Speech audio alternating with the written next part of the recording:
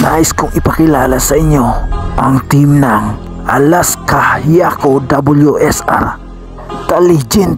Ito ay nagmula pa sa Zamboanga City at ito ay pagmamayari ng Yaku Brothers. At ang kanilang mga rider ay sina Bill Cabillo, Adrian Mabia, Jason Bayaras at Molby Atab. Ang pangkat na ito ay isa rin sa pinakamatulin at pinakamalakas sa kanilang lugar. Maraming beses na rin itong nag-champion sa Dinagat Island at sa Misamis Occidental. Team Alaska Yaku WSR, the pride of Zamboanga City. Kaibigan, kung nagustuhan mo ang ganitong content, maaari kang mag-comment sa ibaba at maaari ka ring magpagawa ng katulad nito. At huwag mong kalimutang mag-follow para sa mga update ng ating bangkarera.